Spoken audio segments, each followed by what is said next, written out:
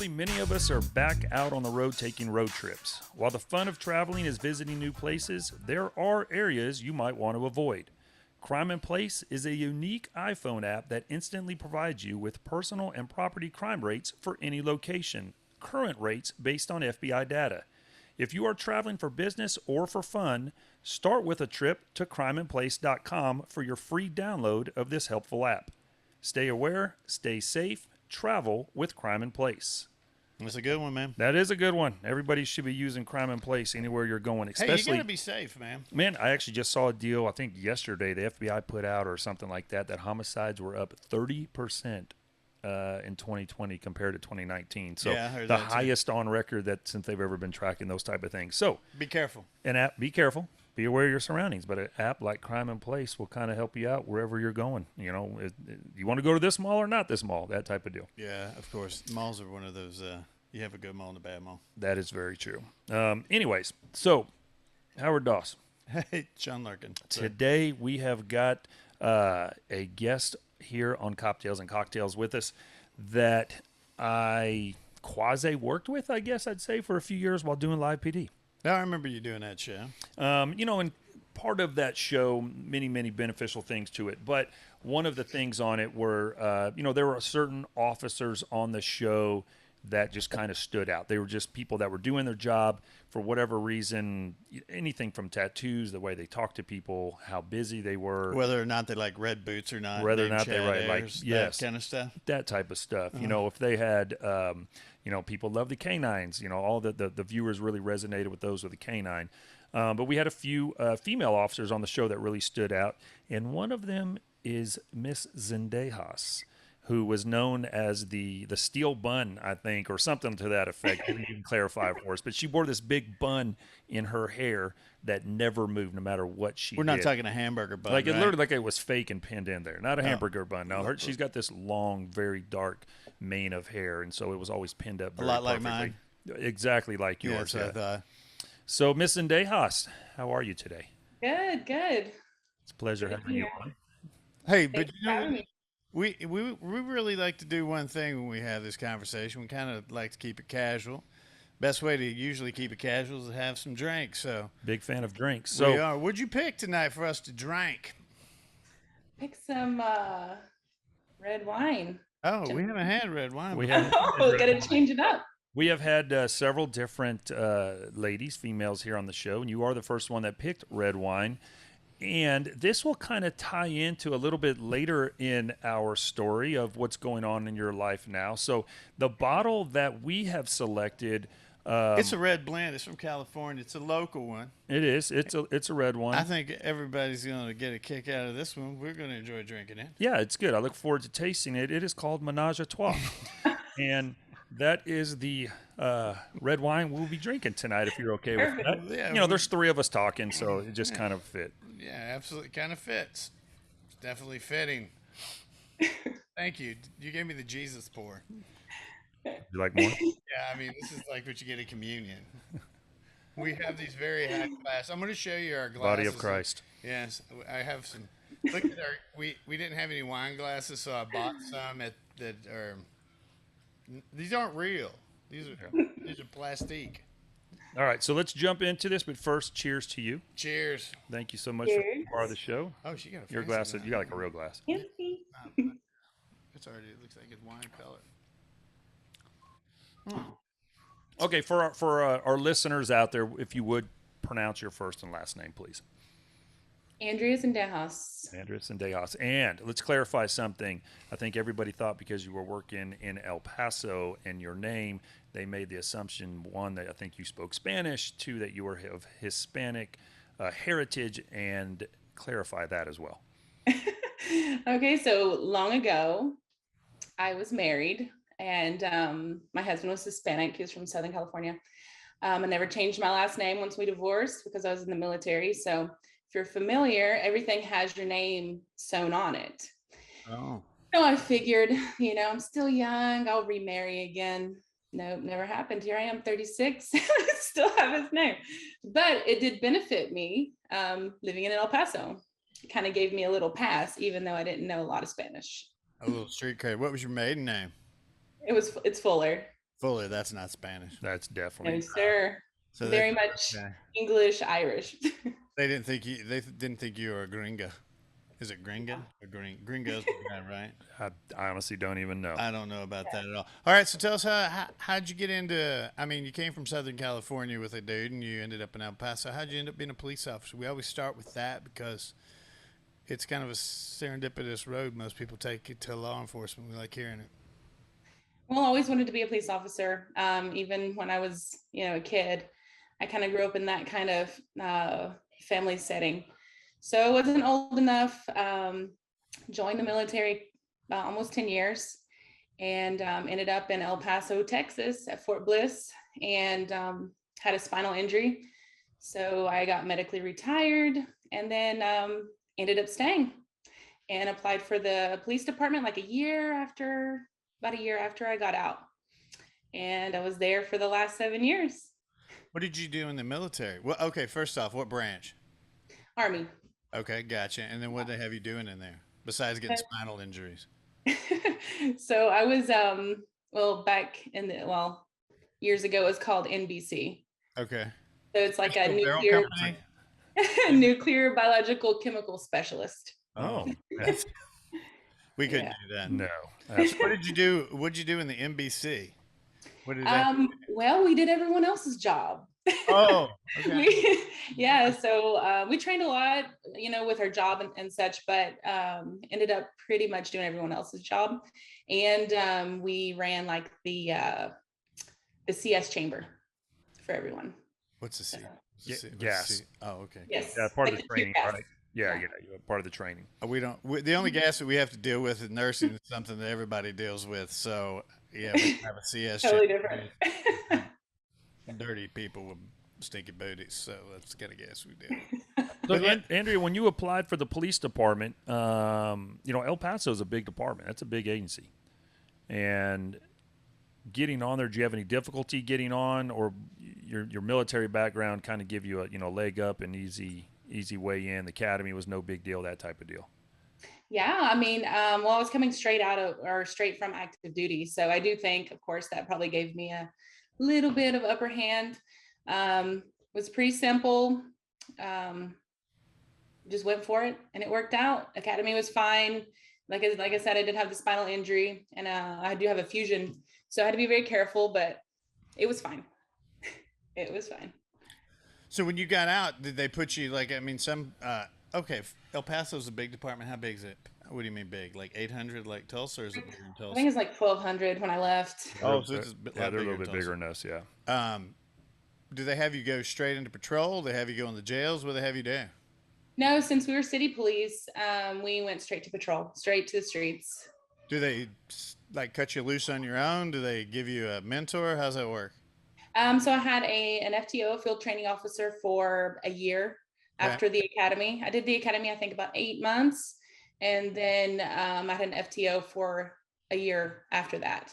Well, a lot of our listeners of the podcast, and we have a lot of those, can't see this. I mean, you can't see it on YouTube if you want to watch it, but being a woman, you're always kind of underestimated, right? So being a woman that's obviously a woman, did you get a lot of pushback when you initially got on the streets? They test you a lot? No, not really. I just treat however people need to be treated, and usually it's respected, and you just gotta, stand firm with who you are. And once they see that you're not playing, then usually don't have a problem. Yeah, and from my own experience, I've obviously worked around a lot of females. I've supervised females and, things like that throughout the years. Bad guys, on the street, they're not trying to talk crazy to some, a smaller male officer, or, try to pick on a female. They're not, because, they're all about street cred and this type of thing. And so they want to try to go at, the tougher looking cops. And just as Andrea was saying, though, whether you're a female, a rookie, an experienced officer, a big muscular guy out there, it's all about how you're going to talk to people anyways. And that's going to really dictate how pretty much most of your contacts go. And that's kind of what I think all the fans, the viewers of Live PD, really loved about you on there was how you spoke with everybody. I mean, that's why you were such a favorite on there, because of how calm, no matter what the call was, whatever it was you went to, on how you spoke with people. Well, some of these calls, what kind of stuck out? I mean, what's a good example of how she was speaking to people? You got one for us? Um, well, first of all, I spent almost 10 years in the Army, so that taught me lots of patience, whether I wanted it or not, right? Um, but this goes back to how I was raised. I was raised to respect people regardless. It doesn't matter who you are. Um, so 9 times out of 10, I had no problems with people. Zero, almost. Gotcha. Well, so you were on the force for 7 years, and there's kind of a story about you leaving, right? You want to Well, share? we got time to get You to know- that, you know- Howard. I know you're trying to get to the good juicy stuff, Okay. Well, all right. but Well, let's talk about some other stuff then. yeah. Well, the people, the listeners here, she was literally a big part of Live PD. Okay. And so I think a lot of people are going to have questions just asking, how did you get selected, from your department to be part of that? Because a lot of people think that the show, the networks, the producers pick who's on the show, and they don't. They have nothing to do with that. Really? So obviously you had to, whether stand out to somebody on your department, a supervisor, there was a reason why you were picked. Can you talk about that? Sure. So absolutely nobody wanted to be on national television. I had other plans for my career. I was actually really good at narcotics, not doing them, but getting them. And that's kind of where I wanted my career to go. So when the show came to town, my lieutenant asked me to do him a favor and just, ride with the camera crew one time. And I'm like, but LT, you know what I'm trying to do with my career. And I knew once I go on television, especially around there, everybody watches it, right? So pretty much knew that those dreams were going to be flushed down the toilet at that point. I did it one time, and the producer came back and she just kept asking me again and again. And we kind of built this bond, and they became like my family. And I, started enjoying it. I started seeing what a big impact it was having on everyone. And I think it was a pretty crucial time for us as law enforcement officers to show the real us, like to show the human aspect, because that's not how we're shown, obviously. And it was just a huge impact on everybody. So it kind of changed my way of how I decided to handle my career. But the narcotics thing was definitely out of the question at that point. You couldn't go incognito anymore, huh? You had already No. been sprung. They knew you were a cop. They didn't even have to ask. Yeah. Well, when you're on patrol, I mean, you wore glasses and had your hair up in the bun. So does everybody recognize you with your hair down? I mean, obviously right now you're not wearing glasses. So when you're out and about in public, everybody still recognize you? Oh yeah. It's especially El Paso. It was not a day went by. If I left my house, it was usually I would run into like 3 or 4 people at least. But everybody was friendly, I assume. Yes, absolutely. Respectful. And it's like, it goes back to how you treat people. That's it. And Yeah. how you're perceived. But it takes a little while to get used to that, because, when you're in uniform, you're used to people paying attention to you, looking at you, whether you're in a restaurant or driving your car, people turn and look at you. But when you're in plain clothes, off duty, and people recognize you and want to come up and talk to you and, those type of things. I mean, for a while there, it's different, isn't it? It's very different, especially I have 2 smaller children. Mm-hmm. So being approached out in public, or at stores or restaurants, or you don't know what people's intentions are. They may be good or they may not. And thankfully all mine were good. And I had a couple instances where my children were put in harm's way, and that contributed to my decision to leave as well. So, but I mean, it's taking the good with the bad, and always protecting yourself no matter what. Yeah, absolutely. So during your 7 years there, is there a a particular call or incident, throughout your career that's really stood out to you when you look back and you kind of go, wow, or man, I was lucky, or man, I was glad I was a part of that? Um, there's a few, but I'll give you this one. It was the end of the night. I was working graveyard shift. It was the end of the night. Me and my partner were downloading early in the morning, like 5 or 6 o'clock in the morning, meaning putting our equipment into our cars in a gated parking lot. My partner was sitting in the front seat. I was in the back at the trunk taking my stuff out, and I just hear these shots, and then I hear them impact around me, and I'm like, oh shit. Like somebody is shooting at us. Shooting at you guys, yeah. Right. Yes. So it was crazy because I looked, and as soon as I looked at the roadway, it's like my mind took like a snapshot of the vehicle and like the taillights and everything. And which is crazy. I've never really experienced that before. And so we jumped in the car. I jumped in the car. I called out, let dispatch know what was going on. And we pursued them and we got them. They tried to lose us, and we actually got them. It was a bunch of teenagers, and we were able to recover some weapons and stuff. So it was pretty. I'm sorry? Why did they say they were shooting at you? Just they wanted to shoot at the police? Yeah. Damn. We were just doing our normal routine, downloading our equipment at the end of the shift, and they knew that that was a parking lot for law enforcement.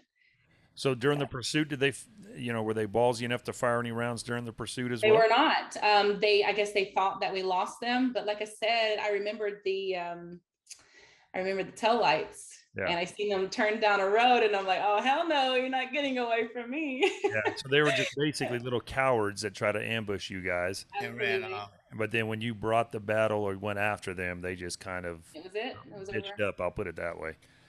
Well, being a border town, El Paso is a border town, and I've been through El Paso quite a bit. What kind of, you hear about a bunch of smuggling operations, things being thrown across, border security, that kind of stuff. Did you have to mess with much of that? All the time. All the time. A big thing before I left, it was weekly that we were getting like welfare checks called in by like neighbors. And we would get there and we would meet with the person who called, and they would tell us, oh, our neighbors are they don't live in the house, or they passed away and no one's supposed to be in the house, right? So, but they would see people in the house. So we would go and investigate, and 9 times out of 10, it was a human stash house. And we found those on a weekly basis, and that was just my shift. I'm sure there was plenty other ones on the other shifts. Well, explain to us what kind of house that was. You called it a snatch house? Like a human stash house. So once they're smuggled across the border, they stash these people. They stash these people in random houses and wait for the next transport to come and take them, I guess, wherever else. Like coyotes, right? They just say, here we have an empty house. Let's put some people in here. Pretty much. It's absolutely nuts. Damn. Well, you are no longer in law enforcement. Nope. That career came to a closure earlier this summer. And I think at the end of July, if I remember correctly. You have moved on, and you've got another little gig going. Career. But during the time your transition, as you were phasing out your law enforcement career, is kind of when you started this other one. Is that correct? That's correct. And what exactly are you doing now these days, Miss Zendejas? So about a month out, I dropped my resignation paperwork and basically gave them my last day, which was July 31st. And that was going to be it. One of those weekends, I went to the beach with my best friend. We're sitting there one morning while the sun's coming up, and we're talking. And it was always a running joke with my partners, right? Because, joking about, cop pay, and we don't make what we should or whatever. That's the truth. And so we would always joke about starting an OnlyFans, you know. Okay, so people out there that don't know, and I'm sure my mom's listening, and she has no idea what OnlyFans is. So can you kind of tell people in a, I'm gonna say nutshell, but it's a bad choice of words, what OnlyFans is? Okay. So OnlyFans is a paid, like a subscription site where it's primarily used for adult entertainment, and well, it could be used for anything, but it's primarily used for porn or usually just porn. I don't know of any other one. But Hey, yeah. wait, That's it. That's what I got. we have a woman in town who is an author, and she writes racy books, and she has an OnlyFans account, and she'll read chapters out of her books on there. That's all she does is read from her books, and she's got like 10 of them or so. So yeah, there's Amazing. Well, but she's reading about people having sex, right? yeah, she's I mean, doing she's that. not reading like Abe Lincoln's, Four scores and 7 yeah, years ago, the I history sat of upon this thing to take my Yeah. shirt off. Take a look at these. Dr. Seuss. No, yes. I she's- would not, could not ride in a boat. No. No, yes. I mean, nobody's teaching you how to fix sinks. I All mean, right. maybe. I've seen those videos. The plumber shows up. There's only one way it can be paid for. So Anyway, so now we know what OnlyFans is. okay, so you do. So prior to leaving the department, you turn in your paperwork. You're on the beach. You're with your friend. The idea of OnlyFans comes back up, and then what happens? I'm like, well, shit. Like, I only have a month left. What's it gonna hurt? I wasn't going fully nude. I wasn't doing porn. I wasn't in uniform, despite requests. No, it's not in uniform. So I'm like, fuck it. Yeah. So I started it actually that morning, and it's funny. I used to send these pictures to people for free, and and so Howard has Hey, quite a collection of them. it's a collection. This is quite empowering to women too. I'm all for this shit. I mean, I think this is great. I mean, this is anybody that thinks this is bad. This is femininity at its finest, and being a feminist at its finest. So if anybody is out there is going to talk hate on what she's doing, just mind your own damn business. And that's okay. That's okay. They can talk all they want. Right. I welcome that because it just drives me to do more. Sure. And it's been super successful. So for something that I just joked around about, I mean, I've done very well. Well, the funny thing is you said, I just woke up in the morning. Here I go. I mean, you're treating it like a job. I mean, it's not like you're sleeping in till 4 PM. It's like, okay, time to do some work. But I can imagine that this wasn't well accepted by after you resigned that you started this. It was not. Yeah, how the department, how did they react? So, like I said, I started it actually May 31st. And my resignation date is July 31st. So exactly a month. And almost immediately, maybe a weekend, maybe 2 weeks in, I got an email telling me to report to IA this date, this time, to meet with an investigator. And IA is Internal affairs. that's like the what principal's office. When you guys talk cop stuff, I can go, I was okay. like, Have you it's the ever principal's watched any office. police show? I have. I watched that one, that live PD, man. They never said internal affairs on there, so You didn't watch it. I like it. So I already kind of had an idea. I had an idea of probably what it was about, but it was fine because I didn't feel like I was doing anything wrong. So I get there, sit down, and they come in the room, they tell me, well, you're under criminal investigation. And I'm like, criminal investigation? I've never done anything, crazy in my life, to be under criminal investigation. And I'm like, well, what for? And they proceeded to tell me that I was under criminal investigation for prostitution. So this isn't like administrative investigation, like So violation of policies. This is something criminal in nature, like the violation of a state statute, a state law. that's right. So Now, what happened? The special investigative unit or special investigations unit, I guess they picked up on my social media. They always watch my social media pretty closely anyway. I knew that, it was no big deal. So they started a criminal investigation on prostitution. I guess because I was making money, they thought I was meeting with people for whatever. And when they found out that that was not the case, they passed it on to internal affairs, the principal's office, to do further discipline for policy violation. hey, well, let's go back for a second. So they monitored your social media like I monitored my teenager social media like that? Oh yeah. And did they ever come to you and go, we think you should take this post down. We didn't like this one. Or can you change? You know what? I've never cared. Oh, I got you. But did they ask you to do that? No. I actually had no idea I was under any kind of investigation because what I was doing. So OnlyFans is very interactive. So people make money off of, talking to people. And that's why it's different from like Pornhub, which is a free porn site, right? Never heard of it. I'm sure you haven't, but it's a little bit different because it's Howard, very interactive. Hey, hold on a second. Howard, get that pen and paper. No, What was the name of this again? Hornhub. It's HORN hub. Yeah.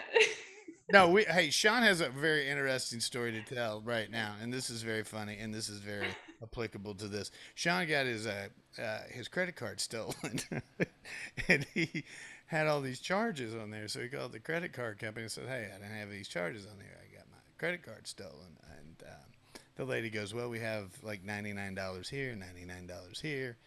And you go ahead and tell the rest of the story. Yeah, so one of them was it was a charge for like $19.99, and I did not recognize the name on my bill, and so I called the number associated with that charge, and the people answer, and I'm like, "Hey, I've got this charge for $19.99 on my credit card, trying to figure out what it is," and they said, "Yeah, we're whatever the name of their company is, but we're an online billing service for porn sites."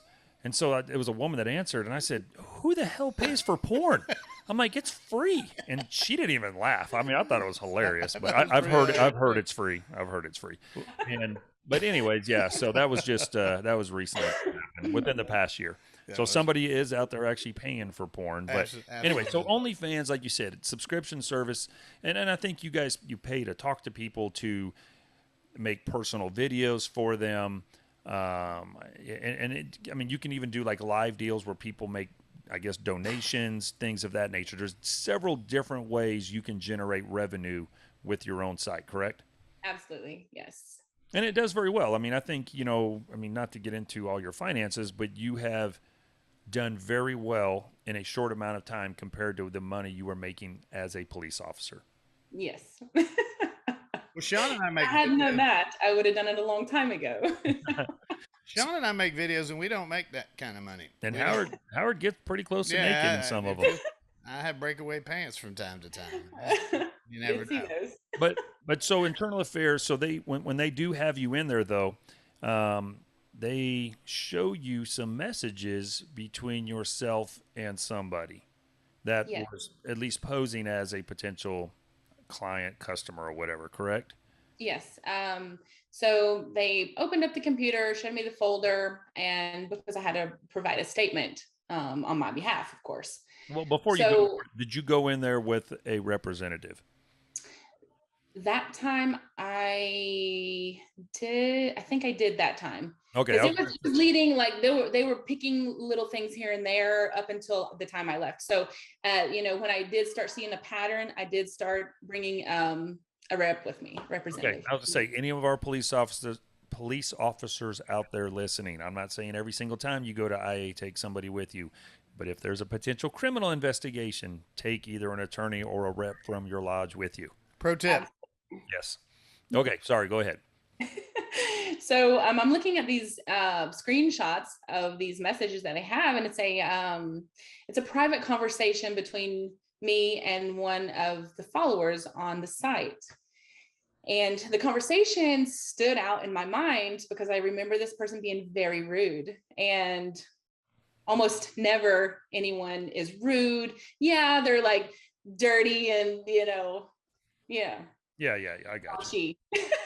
But they're never rude. They're never disrespectful to that point. This person was trying to buy me, and they kept on and on. And so that's why it kind of stood out. Now, just to clear things up, too, I was never fully nude, didn't do porn or anything like that. So it's kind of like a huge teasing site, if you will. Because I have a very mixed audience of fans, and some people might not be ready for some of those things. So I keep it, I try to keep it at a happy medium. But yeah, so it stood out, right? And I'm like, whoa, how the hell did you guys get these messages? Because these are private.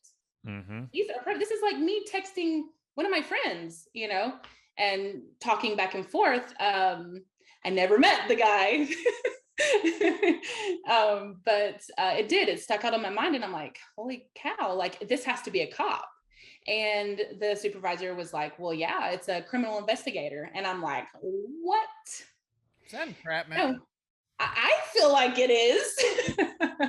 So, time goes on. And so I remember the conversation. So I find the user and I kind of keep my eye on them because they would continue. They didn't know that I knew who they were. So IA did not communicate with the criminal investigation people. Hey, she knows who this is. They screwed up. Okay. Hey, did you fuck with him a little bit? I did. What'd you say? Payback is a bitch, and I made some money off the city of El Paso. Oh! All right, you got to tell this. Please tell us. Okay, so they continued. Hey, meet me here. I'll be in El Paso at this time. Meet me, $1,700, $2,000. I'm like, dude. Like, first of all, I'm just selling my selfies and some booty shots. Okay. Like, I ain't trying to meet nobody. And so I told him this over and over. And, but they were persistent. And, so I was like, all right, fuck it. I made a personalized video for that account. And I was in lingerie and, had my hair up, glasses, took it all down, threw it all around, and got up onto the camera, and I just flipped them off, and they paid for it. So the thing is, like, I can make pictures and videos, and I can also attach a price tag. So you have to pay before you can view it, right? So how much you get them for? I put $100 price tag on that. Oh, good for you. So and I'm just working on the police department, dealing with department money you use to buy dope, to pay informants and things like this. You have to turn in a receipt. You have like this buy sheet that you have to turn in every time because every dollar has to be accounted for. Do you turn in like a copy or a link to the video as well? Why are we paying the officer this money? Oh, that's fine. Exactly. Yeah, we got the officer leaving our department. We're giving her extra money. Okay.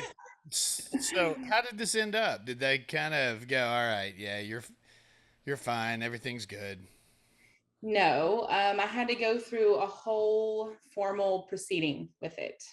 Very embarrassing, because what I do is private. Yeah. Right? Unless you pay for it, not everybody can see it. Right. You know what I mean? Right. So what they did with the whole investigation, they tried to get me on like 10 or 12 policy violations. Nothing stuck because they didn't have anything.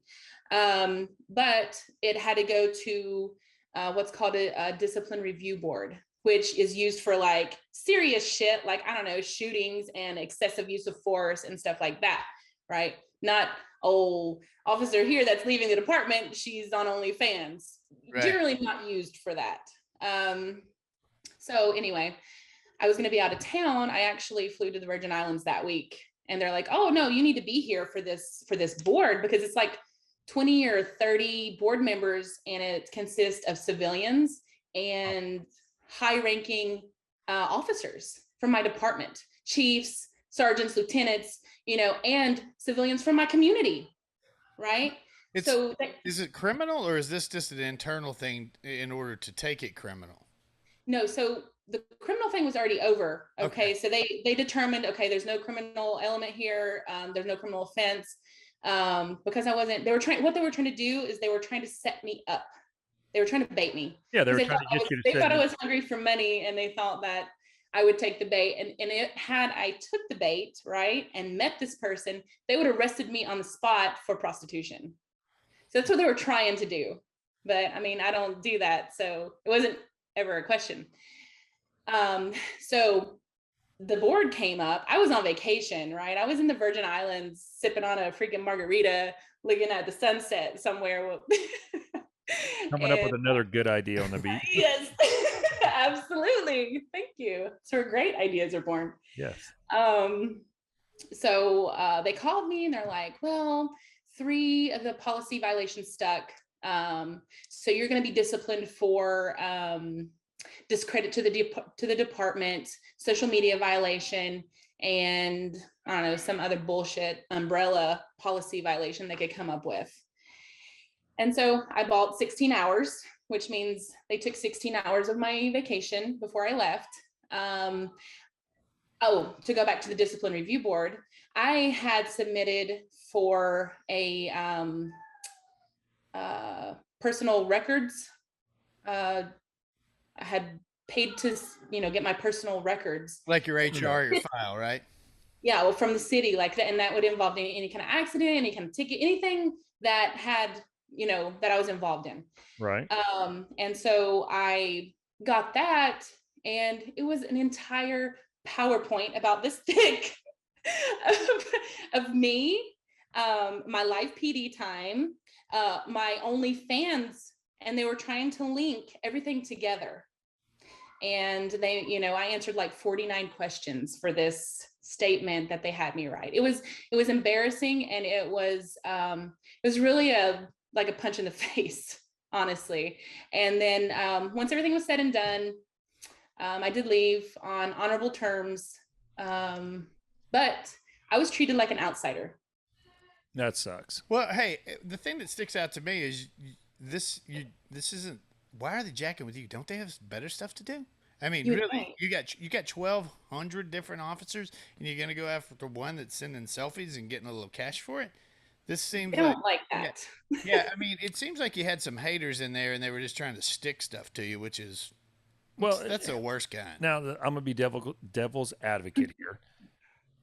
Being a supervisor for the last 16 years of my career, there are policies of just like the things she was talking about, discredit to the department. We have ones that's called like conduct unbecoming of an officer. Right. And it doesn't have like a flat out definition. It's basically, is there something you do that is conduct unbecoming? Right. And so if you've got staff, upper management people, they view the department or the city as an entity. Does this look bad on us? And so, but I see I'm that. just But she's using, already quit. Well, she was still in the department at the time. I got you, but she was on her way out. It's not like she had already decided. I mean, I know places that give you 2 weeks notice and they say, well, you can. Let me ask you this: you as a nurse, if you were doing stuff like that, would your facility? Holy shit! You should see TikTok. No, I'm just saying. No. I'm dead serious. If you were doing an OnlyFans, stripping down, doing stuff, would your nursing profession or who your employer is frown down on it? Maybe. We're currently in a nursing shortage. I think they'd let it slide. So what I'm saying, I'm just I really do, honestly. Yeah, I'm just being devil's advocate. It's just I know, obviously not an act of prostitution happened. There's nothing criminal that has happened, but there are policies that just go, hey, this falls outside of what we look for in an employee, right? And then you can either be disciplined or even terminated. But she was on her way out the door anyway. So that ends up getting wrapped up. You end up leaving the department. You've actually left the city of El Paso now. You have moved to another place. So what is going on in life for you now? Now, I moved my children, me and my kids, and my dogs. We moved to the beach in Wilmington, North Carolina. It's beautiful out here. We just, we're closer to family. This side gig it's really demanding, actually. So it is like, I hate to say it because it's so silly, but it is like a full-time job. So I just do what I got to do on there. I'm going to school, hopefully about to buy my first rental property, and start into real estate and just keep it going. There's a couple business things that I'm looking at, and also possibly a nonprofit for police officers and veterans who maybe are suffering from some kind of mental distress that are afraid to go to their command for help. Because that's kind of like there's a stigma on that, because we're afraid that we won't be able to feed our families if we say the wrong thing, right? So there's a few things in the works. So I'm staying super busy. I'm super motivated about it. Want to help our guys out. Absolutely. I need to get you connected with a good personal friend of mine that I hope to have here on the podcast, a guy by the name of Corey Scott.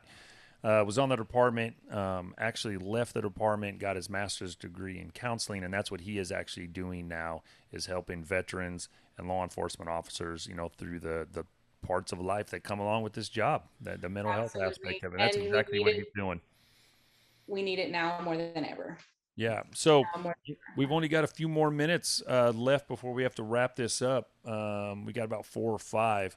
For all of our listeners out here that want to be very personal with you, how can they find you? Well, I'll post the link usually in my Instagram a couple times a week, but it's www.onlyfans.com/you147146198. Holy cow. I thought you were like a name. All right. What's your Instagram so they can go to that and find it? What's your Instagram? Instagram's super easy to find. I'm all over that place. And what is your Instagram? It's Kristian.Zendejas.3. Is that with a C or K? That's with a K. All right. Just had to ask for people. Hey, I have a question to ask too. Are we being charged for this? Do we owe her $15? I didn't see your boobies, and you're not sending me any pics, so I think there we go. Yeah. Well, if you go to our Instagram and look under there, you can see my boobies. You should charge for that. You know that, right? I should probably. Only man's. I think people pay to have him put his shirt back on. That's probably true. But once again, for all of our listeners out here, so now you understand why we have selected Ménage à Trois as our wine selection for our red blend, our 2019 California wine tonight. It's luscious. It is. It's good. It's good. Well, let me ask you this before we let you get out of here. Do you miss law enforcement, or is it kind of like, all right, I've done my military thing, I've done the police thing. You have spent, looks like 17 years serving, wearing the uniform, and you've done your time. You're glad you've moved on and doing other things in life. So I'm super glad I moved on. That's a chapter closed. I don't regret it at all. I will always miss the job and my guys. That was the biggest. They were my family. We rode together. We did whatever, just to whatever we had to do to get through the night alive. And so I have a very strong attachment to that. As far as ever thinking about it again, probably not. But it was the greatest job in the world. It really was, serving the community that I lived in. Absolutely. Well, I'm glad that I was fortunate, as well as the 2 million people that tuned into Live PD that got to see you out there. So you were a fan favorite for sure. I know the people loved you, and glad I got to see you work, and thank you for being on the podcast. We wish you the absolute best in what you're doing. Yes, ma'am. Thank you. Cheers to you. Cheers.